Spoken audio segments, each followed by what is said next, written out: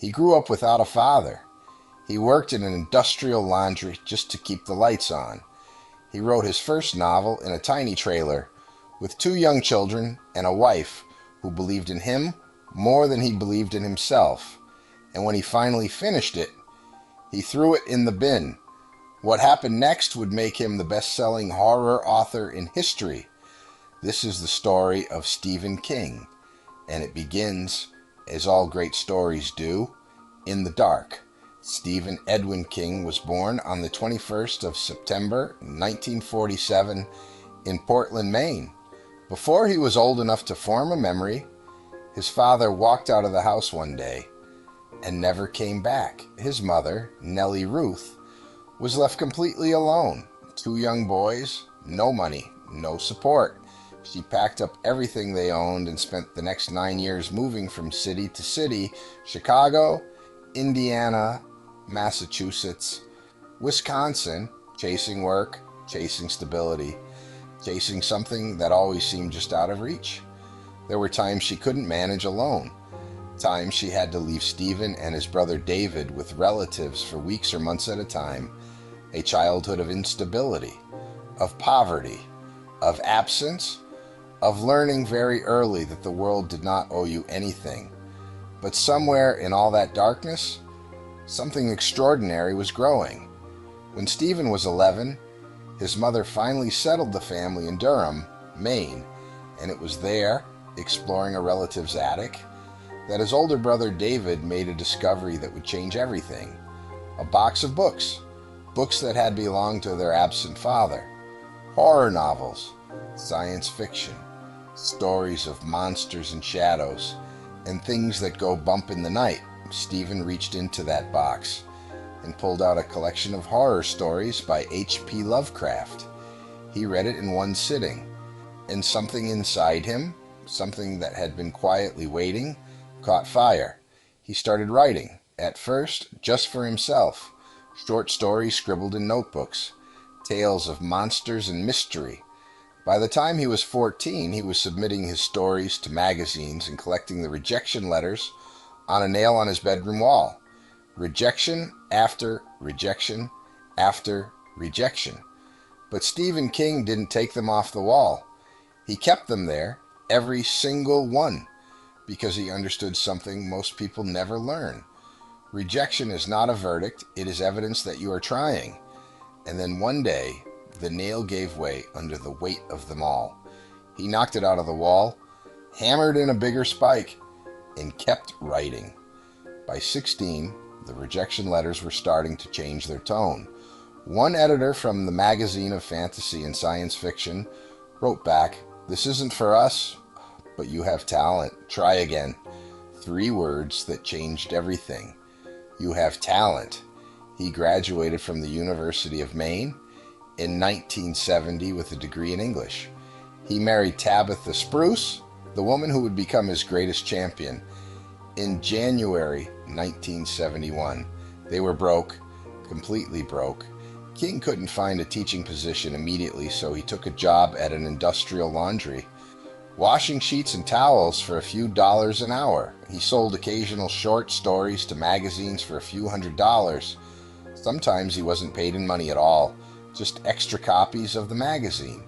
They lived in a small rented trailer. 2 children, mounting bills, a disconnected telephone because they couldn't afford to pay it, and every single evening, after the children were in bed and the dishes were done, Stephen King sat down at a tiny desk in the corner of the trailer, and he wrote, not because anyone was asking him to, not because anyone believed a best-selling author was hiding in that trailer, but because it was the only thing that made him feel like himself.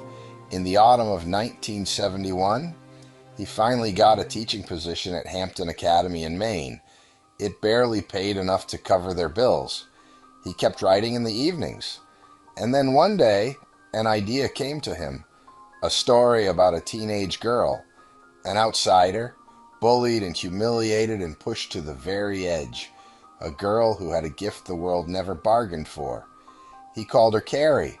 He wrote 3 pages, looked at them, and hated every single word. He crumpled them up, and threw them in the bin. He was done with it. Finished?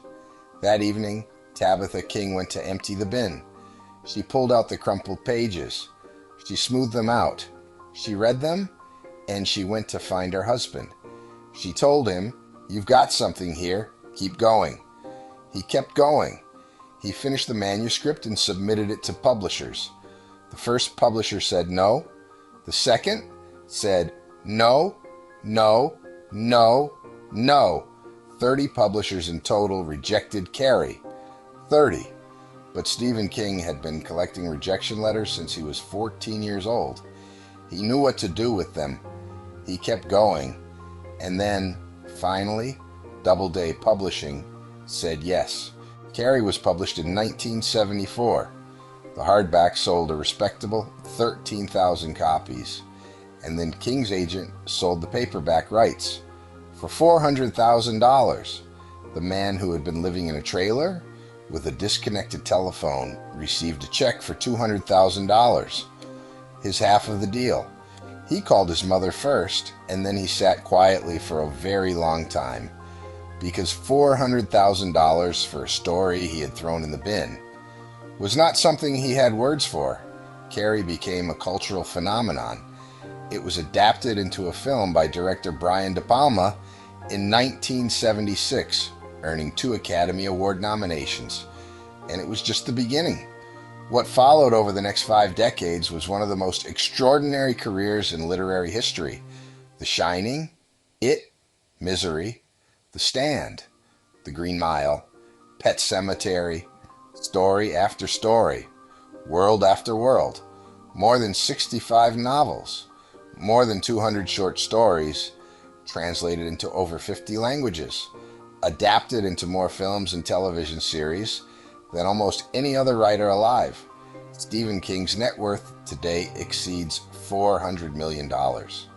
He has received the Bram Stoker Lifetime Achievement Award, the World Fantasy Award for Lifetime Achievement, the National Book Foundation's Medal for Distinguished Contribution to American Letters. The man who grew up without a father, moving from city to city in poverty, writing stories nobody wanted to read, is now considered one of the greatest storytellers who ever lived. So what does the story of Stephen King mean for you?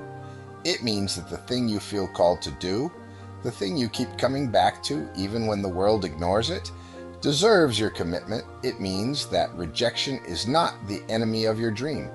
It is the price of admission. Stephen King collected rejection letters on a nail in his wall. He didn't hide them. He didn't throw them away. He displayed them proudly, because every single one meant he had shown up. He had tried. And when the nail couldn't hold them anymore, he didn't stop writing. He hammered in a bigger spike.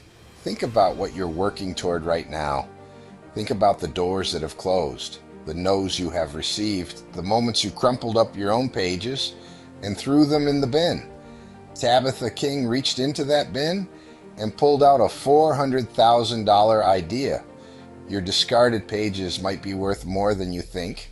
Your quietest, most private dream, the one you work on in the evenings when everyone else has gone to bed, might be exactly the thing the world has been waiting for. But only if you keep going. If this story moved you today, share it with someone who needs to hear it. And if you want more stories of extraordinary people who refuse to quit, subscribe to Luminary Rising, because we have so many more to tell. Until next time, keep believing, keep writing, hammer in a bigger spike,